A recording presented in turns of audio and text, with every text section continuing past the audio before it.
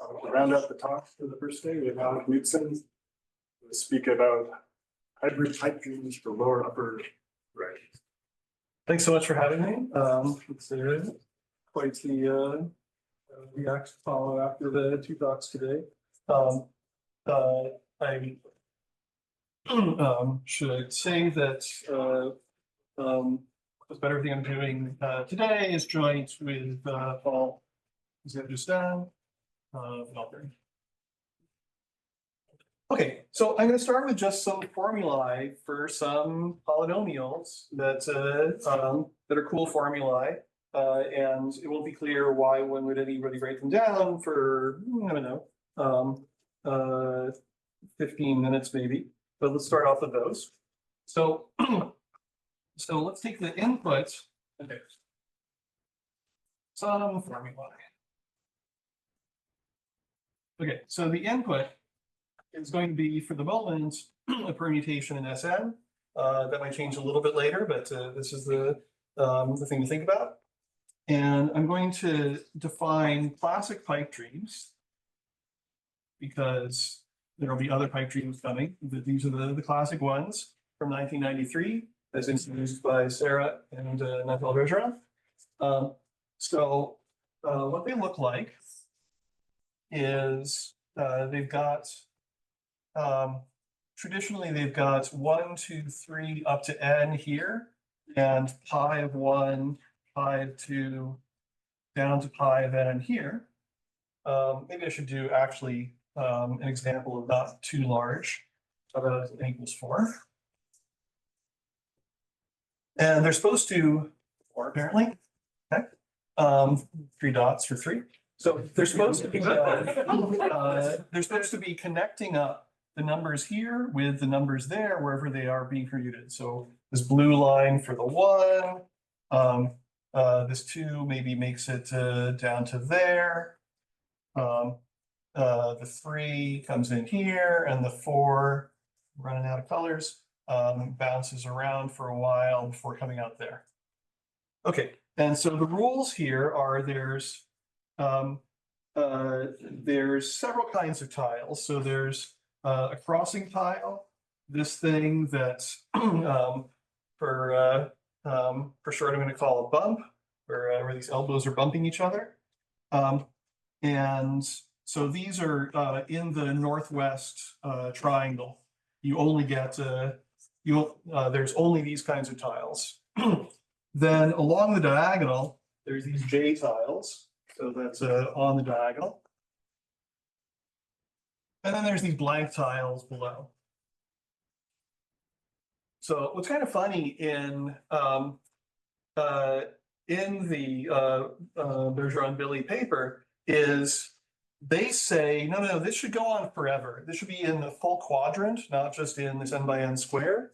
And there should only be these 2 kinds of tiles, not these. And they talk about having this, so there's in what they do, there's only finitely many of those. And so that after a while, there's this sea of wavy lines. They say that, but they don't do it. The papers and the pictures in the paper look like this, with blanks in the southeast. And that's what I'm going to want. I'm going to want blanks in the southeast there. Okay, sorry, there's one more rule. So I said I wanted to put in these and establish the connectivity that pi is demanding for me.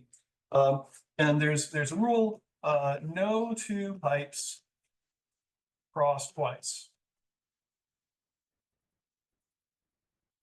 And in fact, what I don't like about this rule, as stated, is that it's non-local.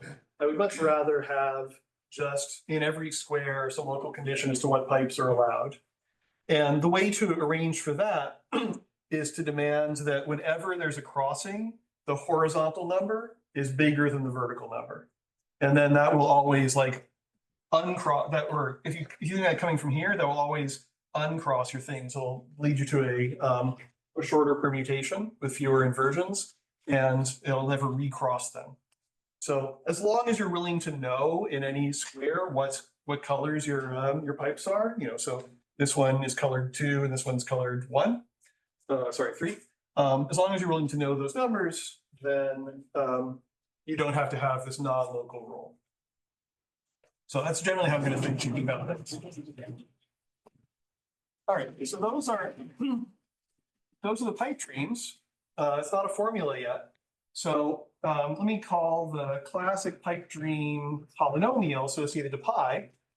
It's going to be a sum over these classic pipe dreams for my permutation. And then each of those, I'm going to take the product over the places where I have a cross. So in this case, there were 2 of those. And I'll get x sub the row minus y sub the column. So where this thing is living is in polynomials in n variables x and also n variables y. Okay, so this is the classic pipe dream polynomial. And there's not much to say about it at this point. I could say things like if I trade pi for pi inverse, then you could transpose all of these and you could trade x sub I for y for negative y sub I. Okay. Next formula, mysterious formula. I'm going to talk about bumpless pipe dreams.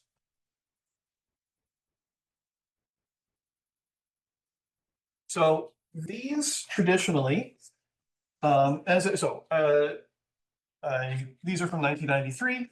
The bumpless pipe dreams are much more recent, from 2018. Is that right? They're really due to you. They're dumbed down. They're concentrated pipe dreams. Thank you for saying that. I wasn't going to say it myself. But anyway, when did they appear in the literature as with this word bumpless on them, for example? I don't know. All right. Unless we yell at you. Okay. So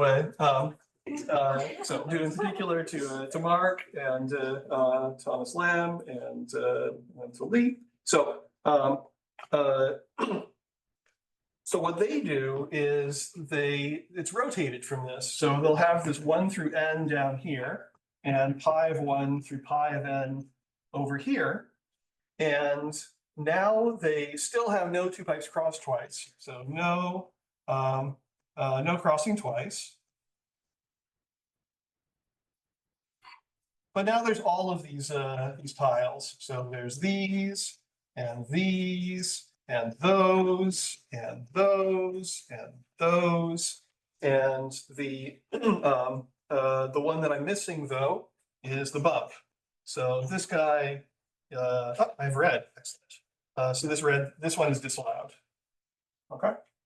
But the gain is still the same, that you're trying to connect things with these from here to here, you're trying to establish this connectivity. Okay, so now let me make this bumpless pipe dream polynomial. So it's going to be, I'm going to sum over the bumpless pipe dreams and take the product over the blanks and still x sub the row minus y sub the column.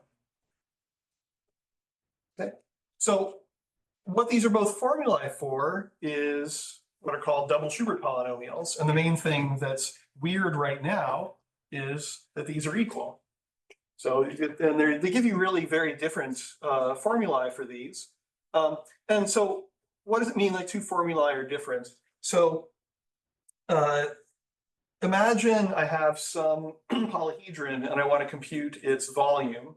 And I do that by finding some unimodular triangulation and then saying, yeah, the volume is equal to the number of simplices in that unimodular triangulation. So if you have 2 different unimodular triangulations, they of course have the same number of simplices, but combinatorially you'd like a bijection between them. And there may not be any reasonable bijection, right? If I have this triangulation of the square versus this triangulation of the square, there's no symmetric way to decide that this guy is supposed to be matched with this versus with that. So I can get you examples of this story that are really about finding 2 different triangulations of the same polyhedron. Yeah. I just have a question for somebody who's not as, I don't think about bumpless pipe dreams and I haven't seen them quite as much. So I assume this looks very different than the one above. Like you made a big point about the classical ones that you have a bunch of empty squares. after the You wanna see diagonal? some? Do you, no, I just wondering, do you still have like a diagonal No. above the diagonal, No. there's empty square? No, so No. now it's very different. Yep. Right, okay. Yeah, that's now what I'm there's a just checking. lot more freedom, it feels like. I was guessing because you're enumerating over empty squares, right? You have to have a lot more stuff above the diagonal, is the Yeah. point. Okay. Yeah, there's here's, I'll tell you the easiest way to make a bumpless pipe dream. That's easier than any of the of the classic pipe dreams. So let's say I want to make a bumpless pipe dream for 3, 2, 1, 4, 1.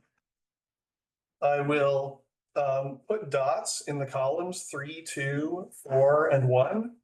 And then I will draw these hooks. And this is an example of a bumpless pipe dream. So there's in both theories, there's a notion of like what the top classic pipe dream should be, that it has the crosses as near the top as possible. And there's a unique one of those. There's also a bottom classic pipe dream, which you could say is the top one for pi inverse, and I transposed it. But with the bumpless pipe dreams, there's one top guy and there's a whole bunch of different bottom guys. So the bottom ones fit into a partition in the southeast where there's no air in there. There's none of those blanks. So a bunch of the theory just feels different. Okay, so maybe I should say in the most in one of the simplest examples, one of these formulae. This is for so the classic pipe dream polynomial for 1, 3, 2. 1, 3, 2. Do I care about the 4? I shouldn't care. No, I don't care. Okay. This is going to have these two pipe dreams. So one of them has a cross here and elbows everywhere else. And the other has the cross here and elbows everywhere else. And so this is getting me x1 minus y2 and x2 minus y1. Okay. Whereas the bumpless pipe dream formula has, so now I wanted to connect 1, 2, 1, 3, 2 to 1, 2, 3. So there's the one I was telling you we could have. It looks like that, and it's got a blank in here. And you can do this droop move to this thing where it'll droop from up here to fall into the hole. And so then it'll look like that. These guys look the same, but now there's a blank square up there. And so this guy is worth x2 minus y2, and this guy is worth x1 minus y1. Okay, so there, if you ignore the y's, if you set all the y's equal to 0, then we're just talking about this sum of x monomials equals the sum of x monomials, and obviously there's the same number of each. But there's no bijection between them that's going to match up the x's and the y's. So Dowji, I'll point at. All right. Got a few more people to point out, I think. Dowji and Yibo Gao do set up a bijection between these, both in the case where y is set to 0, or also deciding that we'll split this as two different pipe dreams by decorating the cross according to whether it's an X kind of cross or a Y kind of cross. And so then you have lots more pipe dreams, but now you have the opportunity actually to biject them. So there are bijections possible, but they involve, kind of making a choice like this. I mean, their bijection is very nice and in terms of some compatibility it satisfies with various things you might want to do. But I still think it is not not completely unique in the realm of possibilities of bijection rates. Okay, so I want to talk about two different ways to mix, two orthogonal ways to mix these two formulae to get one kind of formula, and that should then interpolate between these. Okay, so first way to mix these is this thing I did with Gabe Udell.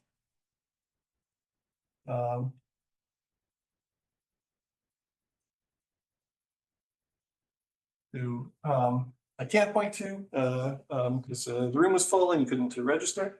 I mean, it's north of here, well, whatever. So,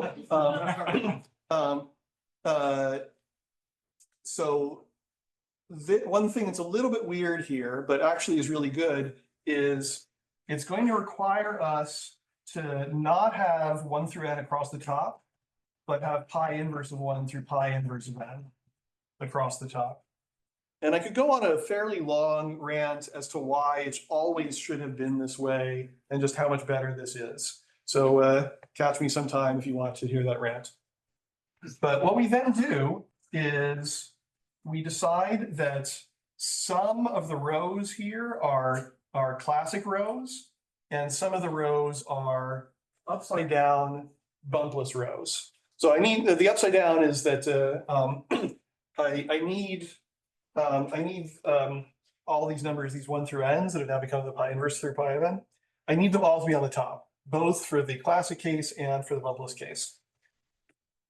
So I'm going to have some rows that are classic, bumpless, classic, okay? And some rows that are bumpless. So in the classic rows, you're going to see things like that. And in the bumpless row, you're going to see things like that. That they're going to be, sometimes we're shunting to the left, sometimes we're shunting to the right. Now, put the numbers 1 through n coming around clockwise, counterclockwise rather, coming around counterclockwise on the classic rows and the bumpless rows. Okay. So the only difference now is, okay, so I fix, okay, so here's the theorem. I fix a hybridization. So in this case, it was a C, C, B, B, C. All right, so there's 2 to the n, many options here. That could be all classic, all bumpless, or somewhere in between. And then a hybrid pipe dream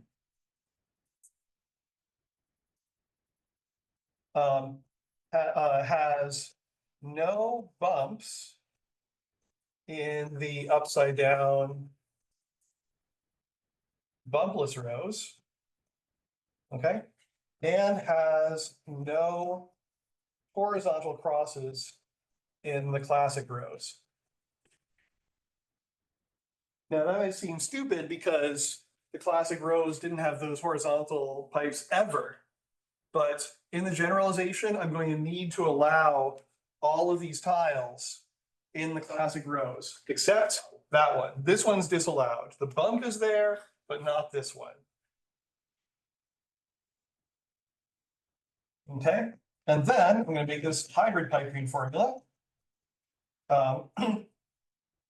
by summing over these hybrid pipe dreams. And I take the product over the, horizontal, vertical. Vertical, I think is the one I meant to, oops, right. I'm going to take the product over classic crosses or horizontals and bumpless blank tiles of X row minus Y column. There's one thing that's a little sneaky here, which is what row is this box in? Is it in row 3 or is it in row 5? Okay, I want it to be in row 5 for this purpose. So this is the row label. The column you don't have to worry about. The columns are always 1 through n. I guess they're labeled they're labeled funnily now, but no, the column I want to be the actual physical column.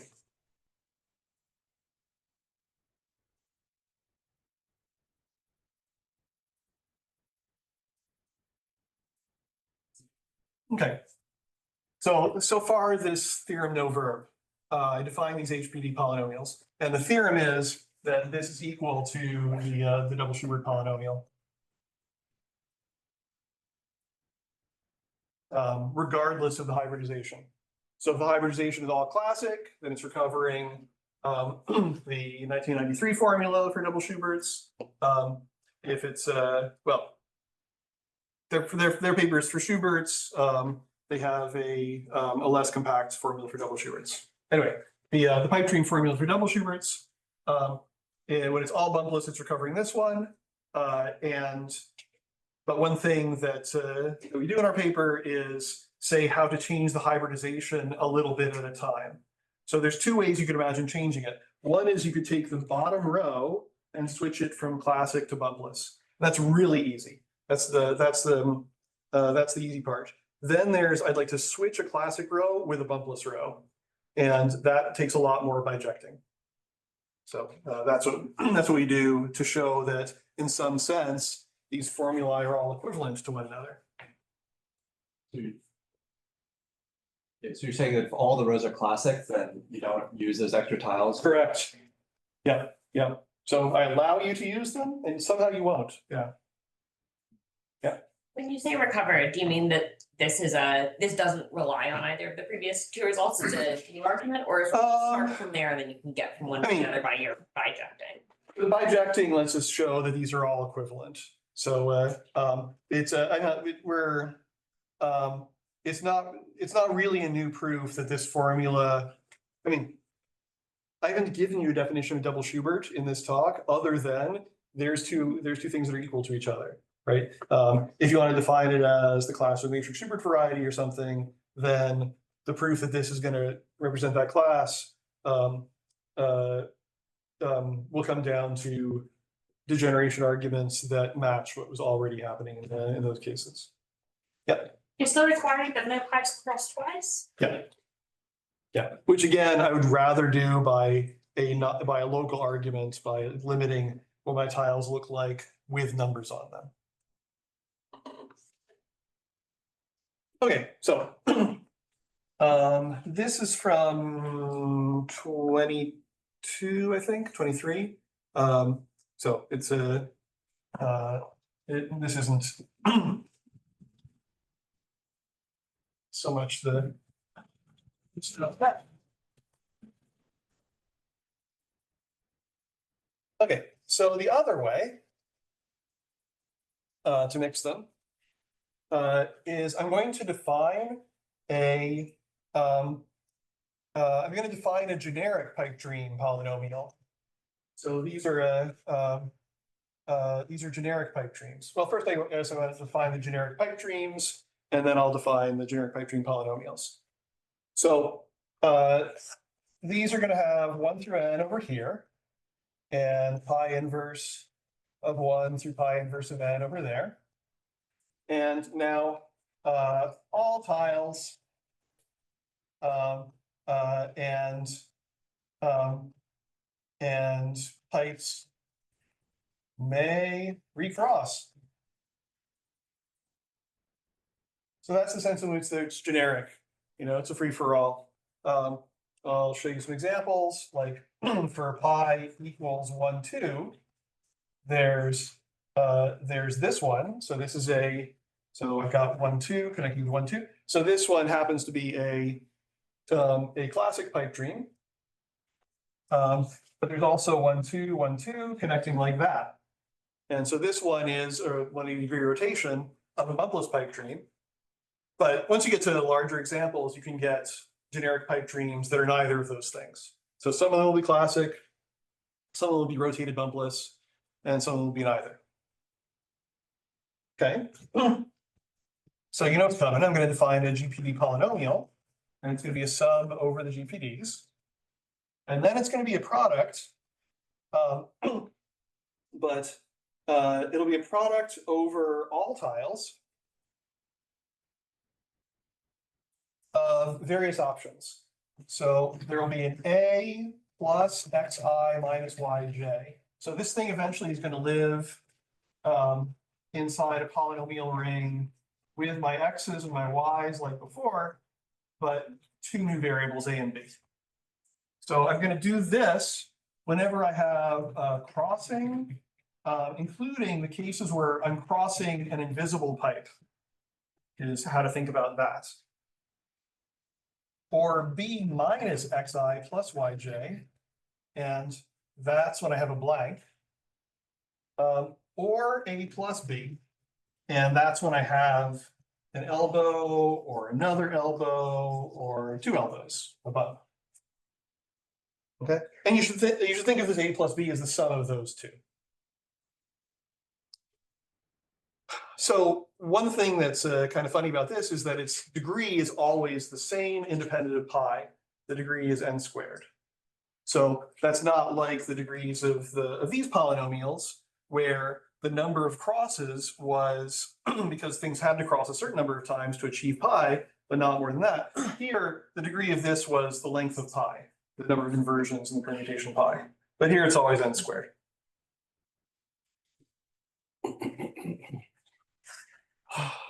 Okay, so I think of the pipe dreams as simpler objects than I've told you so far. Just do whatever you want, get from here to there, and just within any. I guess the only thing that I'm specifying is that I want in general to be heading this direction, or these directions. I don't want to go northwest to southeast. So that's the only restriction on how things are happening inside those squares. But there's but this is just a simpler thing to define. Just get from here to there, and the pipes do what they want to do. There is this mystery why I have these, and we'll be talking about it. Okay, so here's the theorems about this thing before we find out why do we do this. So these were introduced by Nate and Paul Zinn-Justin. One, if you take the leading B form of this generic pipe dream polynomial, so what does that look like? I say I'd like to take the terms in this thing that have the highest power of B. So anytime where I'm making this choice, that's bad. Here, if I have one of these, great, I'll just take the B. And here, if I have one of these, I'll take the B, but I'm trying to avoid these. Okay, so like what if I had two pipes and they crossed twice? So I had a cross somewhere and I had another cross later. I should definitely replace each of those crosses with a bump, and then I'll get two fewer of these and two more of those. So that says that like in this leading B form, you can neglect pipe dreams, generic pipe dreams that cross twice. And what you get is exactly B to the n squared minus length of pi times the CPD pi formula. So there's some places where we just pick out the B, and I guess let me to be really precise, it's that at a plus x1 up to a plus xn y1 through y9. Okay, that's in the CPD formula. We were only getting x's and y's, not the a's. Well, somehow each x has an a attached to it. But as I say, many of the GPDs will not have a high enough power of B in their term, and so you can neglect them. And the ones that stick around are the classic ones. And I hope you can guess what's going to come in here, but I'm going to write it down anyway. The leading A form of the GPD polynomial is same overall factor, but now it's going to be the bumpless pipe dream formula. And similar sort of thing there. So if I say I don't like these, I'm trying to avoid blanks, then I'm going to be going for the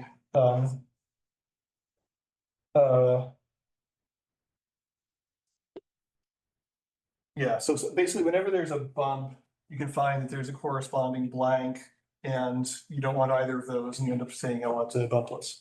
So I don't want to spend time on it, though it's not very long.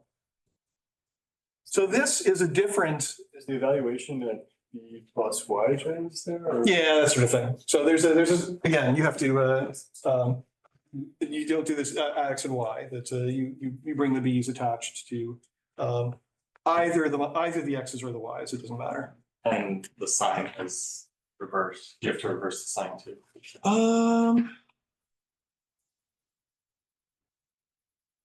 That's a fair question. Maybe. That's pretty silly if I forgot that. Yeah, I guess I'm gonna have to do that. All right, sorry about that.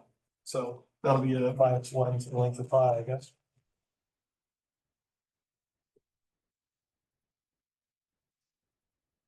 Okay, so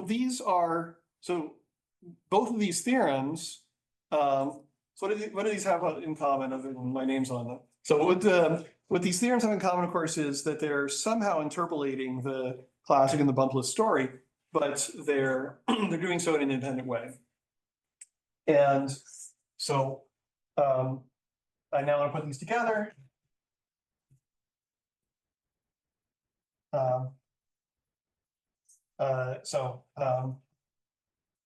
Similar story for hybrid generic pipe dreams. So what are those going to look like? You're going to have pi inverse of 1 up to pi inverse of n. You're going to have some hybridization. Let's take the one I had before. 1, 2, 3, 4, 5. And now in the hybrid pipe dreams, in what I don't really want to call classic rows anymore, I'll just call them leftward rows. So in these rows, I'm going to have elbow bumps like that, or just J, or just J's, or just R's. But in these rows, I might have bumps the other direction, or just J's, or just R's. And the statement is that the hybrid generic pipe dream polynomial, which is going to be this sum over the hybrid generic pipe dreams of the same formula, basically, but applied to these, will be independent of the hybridization. So I'm going to tell you a little bit more about that statement, the independence, and then we're actually going to do some geometry to say why when we come up with these things at all. Yeah. Do you know what happens to these guys if I apply a divided difference operation like this big piece, the GPT pi, if I apply it? That's going to be one of the things I'm about to say. Yeah. So, so one of the theorems we prove about these is the independence. So, still less. Is the independence of the hybridization. But I want to give you an idea of how one proves that.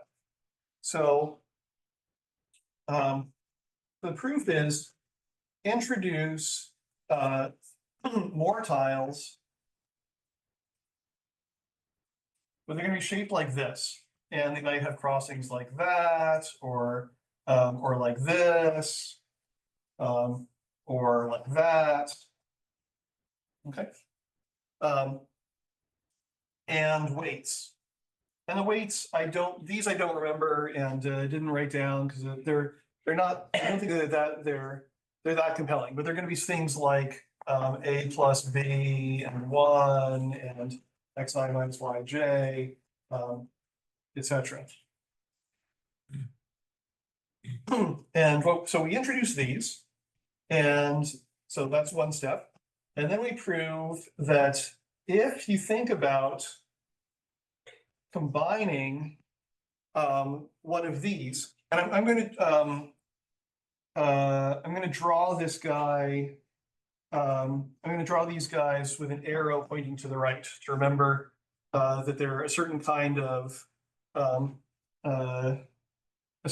weighting. If you put one of these next to, and here I'm going to put classic and classic. Sorry, is that what I want to know?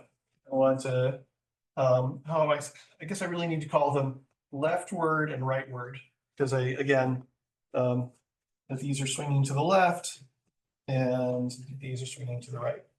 Okay.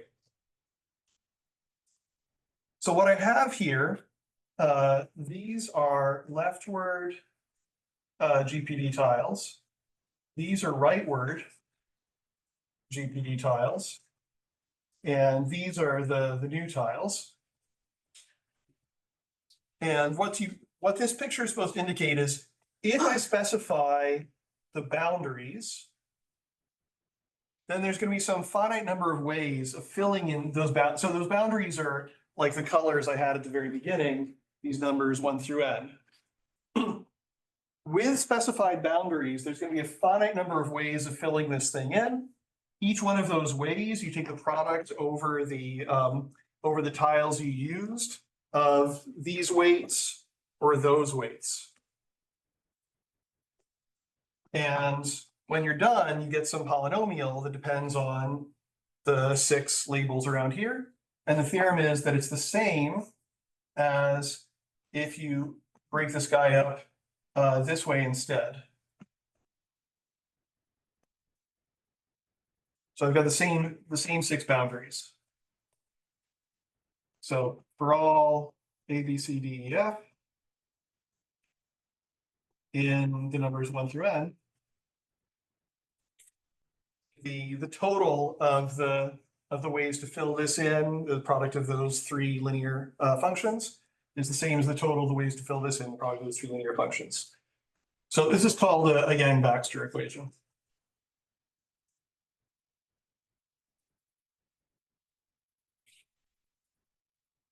And it's equivalent to swapping 2 rows essentially, except locally. It's a local version of. Yeah. So that's going to be part 3.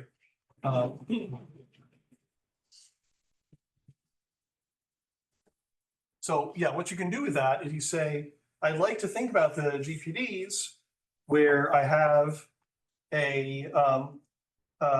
I've got a leftward pointing row here and a rightward pointing row here. But the way I'm going to draw that is I'm going to bend it a little bit. So I've got this leftward pointing row here and this rightward pointing row there. Then I'm going to attach one of those, and it'll turn out to be a unique way to attach it. It's because this rightward pointing row, this is definitely blank. So this is going to be blank. I'm just going to have to be able to attach like that. So I attach it, and then I start moving it through, and I move it through and move it through and move it through. And after a while, I've managed to swap those, and now they're pointing the other directions. I still have this guy, this catalyst, that's making its way through this thing, and it comes out the other side, and there's a unique way to take it off. So this local rule, I mean, it's rather reminiscent of the local bijection that Gabe and I used in our paper. The only thing that's different is it's not actually a bijection. What we're seeing on these 2 sides is not, this monomial is going to that monomial. This is going to be some polynomial in A, B, x's and y's equals some other cubic polynomial in A, B, x's and y's. And so it's not saying exactly this particular GPD corresponds to that particular GPD. It's more this small linear combination of them equals the small linear combination of them. I guess you can render that into a bijection by just making choices, but they're choices. You can do the same sort of thing, I expect. We didn't do this, but I imagine you can do the same sort of thing as Dalji did of labeling decorating your GPD with a lot of stuff so that they turn into monomials instead of polynomials.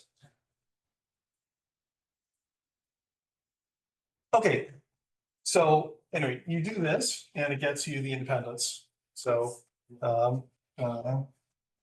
excellent. All right, so there is, however, another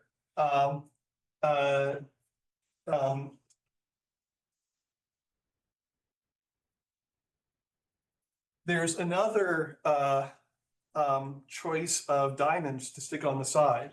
So the difference now is I'm going to have these two guys that I want to come in through, but they will be pointing the same direction. Okay, and I'm going to put a diamond on the side and then walk it through. And when I'm done, they will still be pointing that direction. But the difference is that I'll start with an I and a J here, and I'll end up with a I here and a J there. So the statement is there exists a different weighting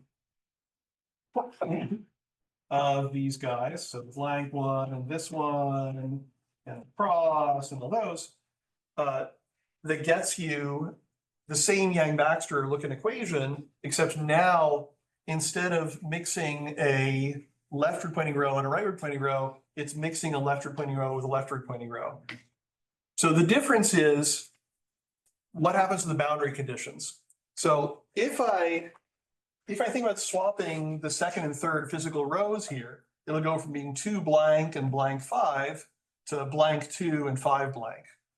But if I swap the first 2 rows, it'll go from being 1 and 2 and blank to 2 and 1 and blank. So I'll be keeping the same hybridization, but changing pi. And I'll tell you what the recurrence was, because Foster asked. So it says G pi is 1 over xi minus xi plus 1.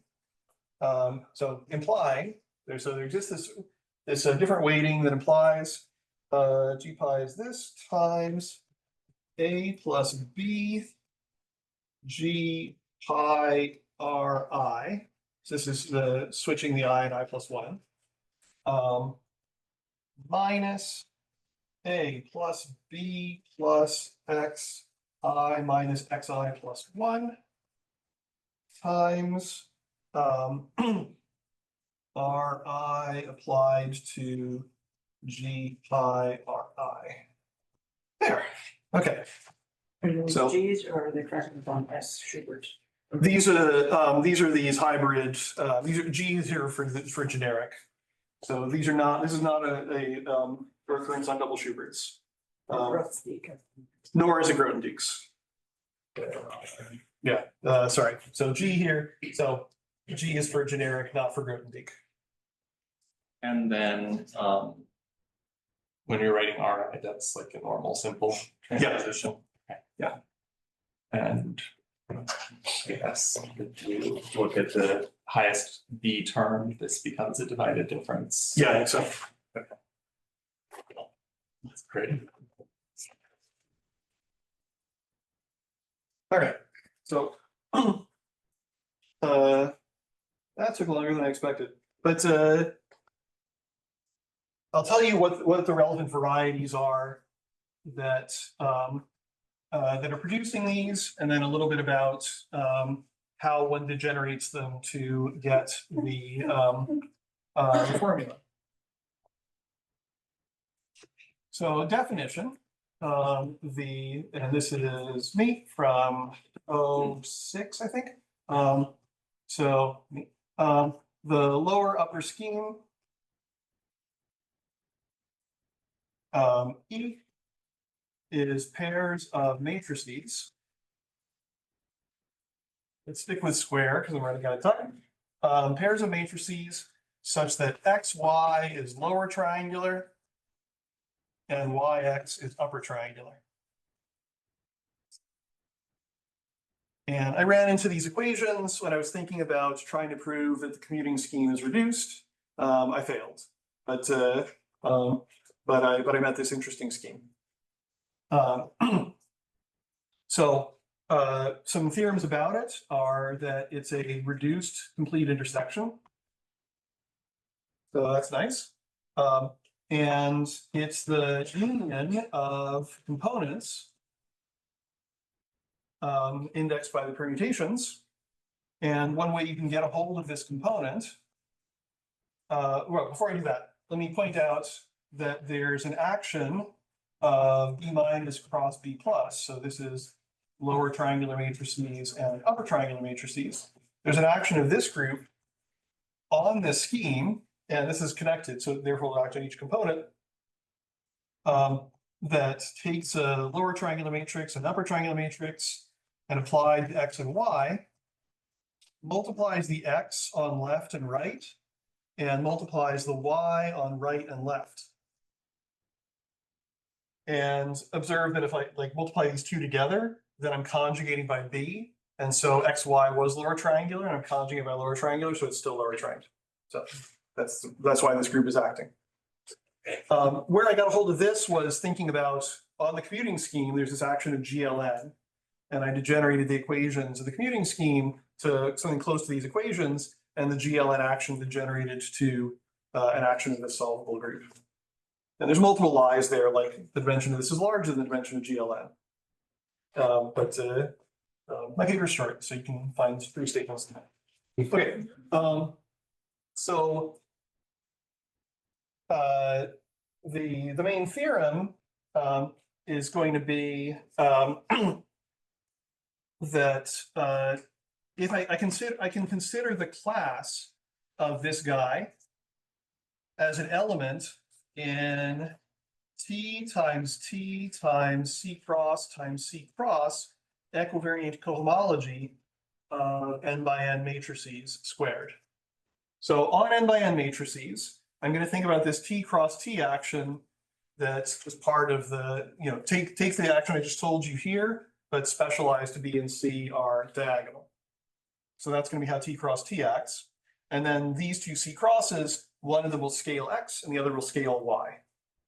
And this ring, it's a torus equivariant cohomology of a contractible space. It is a polynomial ring. And this is going to be my polynomial ring with the X's and the Y's and the A and the B. And then the theorem is that so one theorem is that E pi is being computed by this GPD polynomial at pi.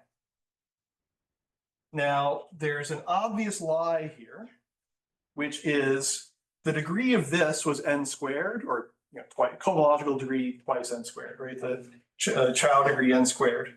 The degree of this, well, E pi is a component of this complete intersection, and I only imposed n squared minus n many equations here. So these degrees don't match. And so there's an a plus b to the n that you can safely factor out of every term on this formula, and then you get this. So I'll give you another, well, let's see, what am I going to do with that? That's just a vector space of diagonal matrices. No, it's not as simple as that. No, I mean, in terms of the, yeah, so E pi is not a vector space times something. No, it's more complicated. In terms of the formulas summing over the GPDs, we know that as the pipes come down and want to turn to the left, there's going to have to be at least n times they turn. And every time they turn, we get a factor of a plus b. So there's got to be at least n of these factors for every GPD term. And I say, yeah, get rid of those. There might be more turns, there might be more elbows involved, but at least I can factor this out and I'll get a sum that's still a sum of polynomials, not Laurent polynomials. It's not like that scary Briand formula from Federico's talk where rational functions added up to something that was an integer. Now these are actually adding up polynomials.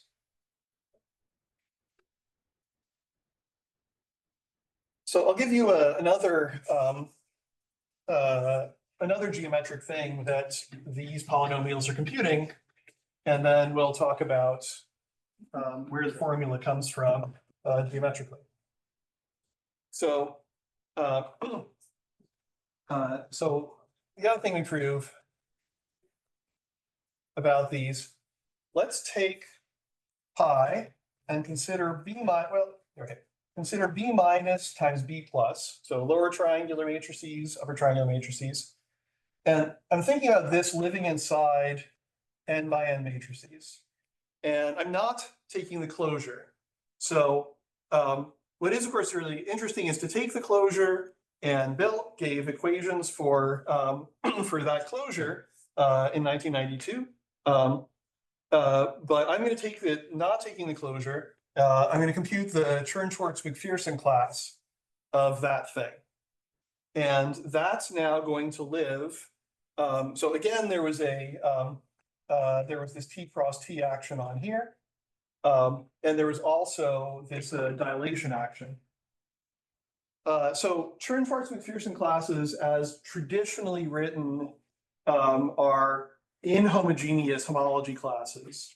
And I'm going to take a little bit of time just to complain about that. You should never, ever have an inhomogeneous homology class. When you see a homology class, you should be hoping that that's the highest graded part of some K-theory class and wondering what's the K-theory thing you should actually be proving. But if you take a K-theory thing and take its highest graded piece, that will be homogeneous. So inhomogeneous homology classes are simply an abomination. And so when I say the CSM class here, I mean homogenize that guy and get the thing that's actually geometrically natural, as comes out of, for example, Saba or Ginsburg's point of view on Chern-Schwarz-McPherson classes, where one sees these cycles that live in the cotangent bundle.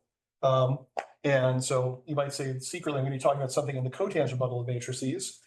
And those cycles are invariant under dilating the cotangent directions. So that's the extra homogenization parameter.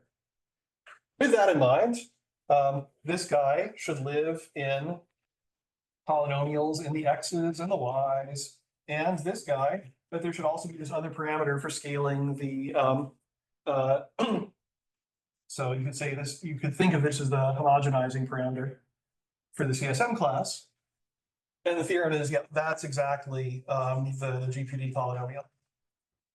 And now there's none of this a plus b to the n stuff. This is correct on the nose. So these, as I said, in the Saba Ginsburg point of view on things, this is computing the class of some Lagrangian cycle inside the cotangent bundle. And the dimension of that Lagrangian cycle is always, in this case, n squared. It's the dimension of your space. And so I should be getting an n squared degree polynomial. Am I saying thank goodness for inhomogeneous polynomial? Now it matters for sure. GPD. I mean, both of them are, everything I'm dealing with is homogeneous. So this was just changing the degree. It wasn't about things becoming homogeneous versus inhomogeneous. So I don't think so. Okay. So I guess I want to say this, there are things you could compute like this with this equivariant localization formula of Chang-Jian-Su. So Chang-Jian-Su tells you how to take a, he doesn't say it this way, but we know now, tells you how to take a CSM class of a Brujas cell on a flag variety and compute the restriction of that to a fixed point.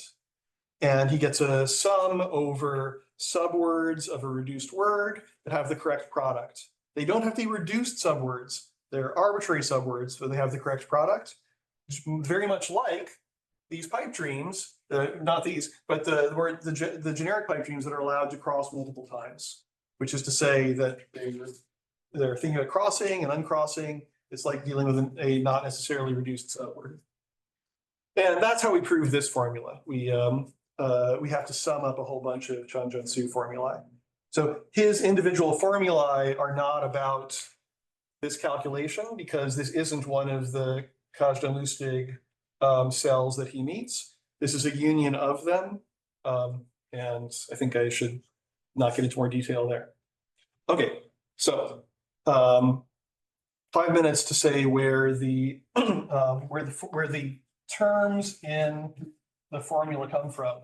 Where are these GPDs arising geometrically? So let's start with this guy, B minus, pi, B plus, closure, the matrix Schubert variety as defined in Bill's paper.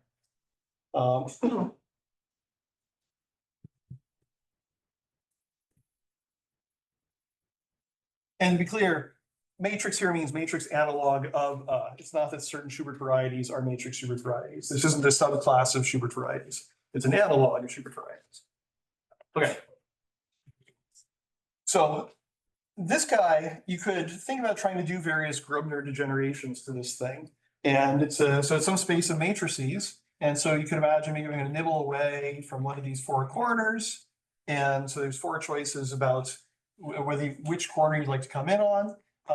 And there's also the choice, should I be doing lex or should I be doing rev lex as my term order? And of those 8 possibilities, 2 of them let you keep track of what this group is doing. So the 2 that work out are that you come in this way and you're rev lexing, or you come in this way and you're lexing. Okay, those are the 2 that let you keep track of this action, and which is very nice because this action has finitely many orbits on matrices. So if I can take my variety and generate it into some pieces that are still invariant under this, then it's a combinatorial question. What are those pieces? There's not continuous parameters to figure out what those pieces are. So that's why you want to keep hold of this and be able to get some inductive way of understanding these. So if you reflex your way across this row, and then it will lead you to breaking up your variety into pieces that can be understood with this thing I called a co-transition formula, and it'll lead you eventually to classic pipe trees. If you come in this way, then at some point you'll meet some variable that isn't free. So what's very different here in these is the variables up here are satisfying very stringent equations that they're 0. The variables down here are satisfying no equations. And then somewhere in between is where the interesting variables are that satisfy some polynomials. And those polynomials are what we're going to group to degenerate to either losing a term or losing a variable or singling out a variable.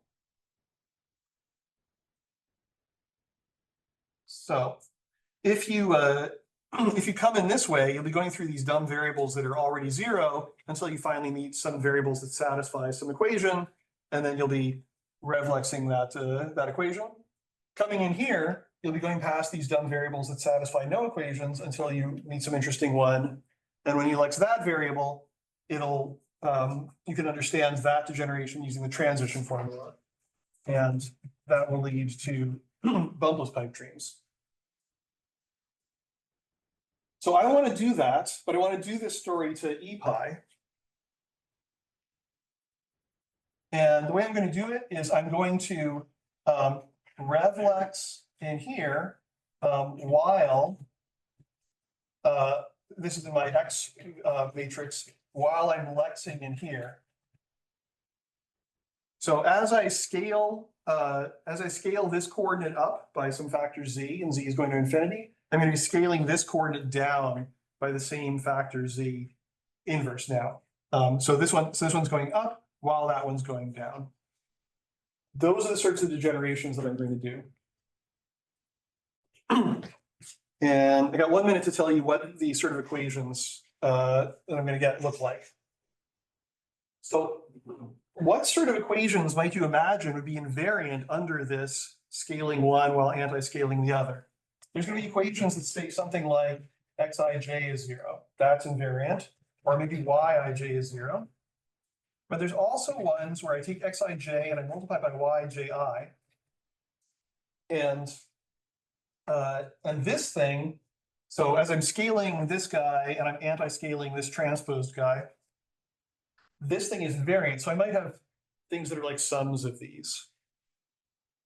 And these are the sorts of equations that are invariant under the degeneration that I'm doing, and I might expect to have equations in these when I'm done. All right. Board of last resort. So there's going to be as you do these Grobner degenerations, you'll pick out some S polynomials that look like xij times one of those sums minus another of those sums. So I want to put a name to those sums. And for every edge in the matrix, I'm going to think about the squares below it in X, and transposedly the squares to the right of it in Y.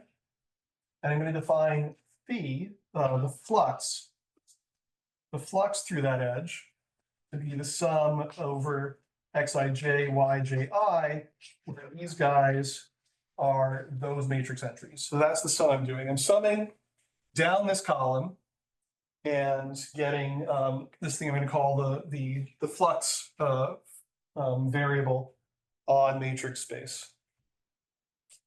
So one thing that's fun about, and there's a corresponding thing with if I have a vertical edge, I'll talk about the flux through that edge, but I'll sum to the right instead of summing below. So what's easy is for any one of my squares, if you measure the flux from the west and the flux from the south, those add up to the flux through the north and the flux through the east.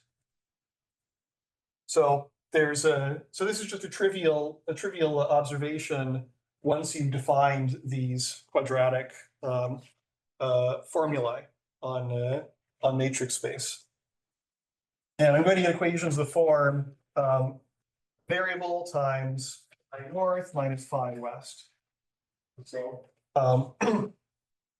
plus lower order terms in my term order. So as I grow to degenerate, I'm going to be picking out new equations like this that say the thing is breaking into pieces. Some of the pieces have a blank in X. Some of the pieces have these equalities between fluxes. And notice if I have this equality, if I have that these guys are equal, then I automatically have that those guys are equal. All right, so the last sentence is, once you degenerate and you look at the equations among the fluxes tell you how to draw the pipe dreams. So this is not how pipe dreams were discovered, but they could have been discovered this way. Start with the lower upper variety, do this degeneration to it. The pieces you get are these quadratic complete intersections. They obey equations like this is equal to that. And when you see that, draw that in that tile. And if you see that some flux is 0, then blank it out. And that exactly gets you the generic pipe dreams. Thanks.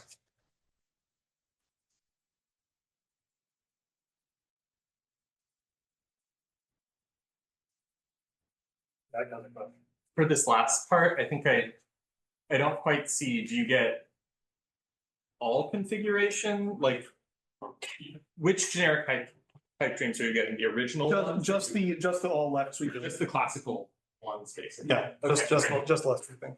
Yeah, so the thing is, because I was summing from below and to the right, Yeah. the fluxes along the bottom and to the right are 0. And that's where when the flux is 0 is when I don't draw a pipe. So there's no hybrid in this part. In this part, in the degeneration part, I'm not doing a hybrid, no. Great, thanks. So what you did on this board, like, can you prove that entirely combinatorially, or do you need the geometry? So everything I did before I said geometry, yeah, this is just, I mean, there's some finite number of cases to check here. And you check them. Yeah, so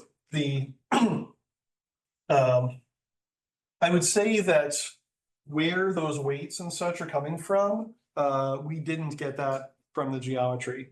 We got that from Paul's deep knowledge of Yang-Baxter stuff to say these are going to work. And can you do that just for classic pipe dreams, or did you need to introduce these extra tiles? The Yang-Baxter. The recurrent, the divided difference. I think that should work okay with classic. There are previous papers where it's done with classic. Okay, thanks. Since you spoke about Yang-Baxter equation, I'm wondering, do your statements have some interpretations in terms of braids. I think it looks, so at least the first picture looks like a diagram of some particular positive braid. I know I don't have anything very useful to say here. I definitely, I mean. So until you said the word positive, I was gonna say, these are only permutations, they're not braids. But once you say positive, I say, okay, then a permutation is getting a unique positive braid. I don't have any like, Hovansky homology or whatever to relate to. But I don't think I've got anything to say, but it's a great question. Are you gonna, is there something about K theory? I did get into that, but I've been waiting for growth and Deeks all. So basically, the definitions of what the GPD polynomial should be in K theory and this stuff, that all works just fine. So I can say, here's a definition of what I want the K theoretic GPD polynomial to be, and then hybrid, and then prove that it's independence of hybridization and give a recurrence for it.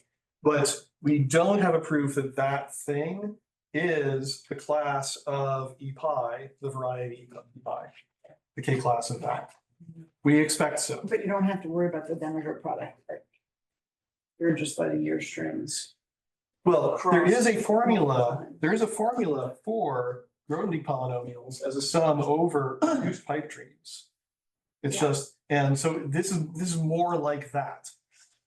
It's not like the formula where you sum over non-reduced pipe dreams of simple terms. It's more like the formula where you sum over reduced pipe dreams of these more complicated terms.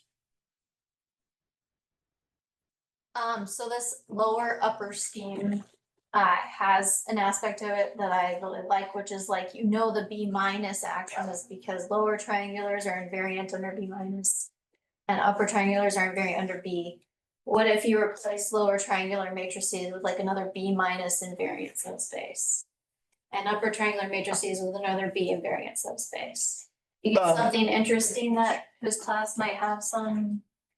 Yeah, I did think about some of that. Not recently. Like you could do like a parabolic sort of subalgebra kind of shape, like black diagonal matrices for lower triangular and then upper triangular is. I think the main thing I worried about when I thought about this was not very much, was is the resulting thing, when, for what sorts of conditions, when is the resulting thing a complete intersection? Okay. And then when it's a complete intersection, what's indexing the components? But I think that's as far as and I don't think I had a complete characterization of You're either of saying those. that it may not be a complete intersection, or you're not sure if you like. I'm pretty certain it is frequently not one. Okay. But you're not sure the like precise characterization. No. Let's take one more question from Doji. How do you prove it's complete intersection? That, so that's really easy. So it's got this B minus cross B plus action. And if you project to just the X side, now the B minus cross B plus action, it has finitely many orbits. So I can say orbit by orbit, fix one of those. What does the space of Y's compatible with that X look like? So I can say, let's take X to be a partial permutation matrix. What does the space of compatible Y's look like? It'll be a vector space. You can compute its dimension. And so you find out from there that the dimension of this thing is correct. It's n squared plus n. Then you want to know that it's reduced. So you look in each of those n factorial components for a point where you can do a tangent space computation. And the point you want to look at looks like pi inverse times some generic diagonal matrix. So this is, if you take one of these, this will be in one of the components and not the others, and you check that it's a smooth point, and therefore that component is generically smooth, but it's a complete intersection, so the whole thing is reduced. See if further questions for T. Before we thank Alex again, Alan, I was looking at Alex. Before we thank Alan again, he is where it was this morning, and we'll be back here at 4:30 for Math Overflow Live, hosted by Dow G. There are some great questions already submitted and hear about interesting things then. Thanks again, Alex.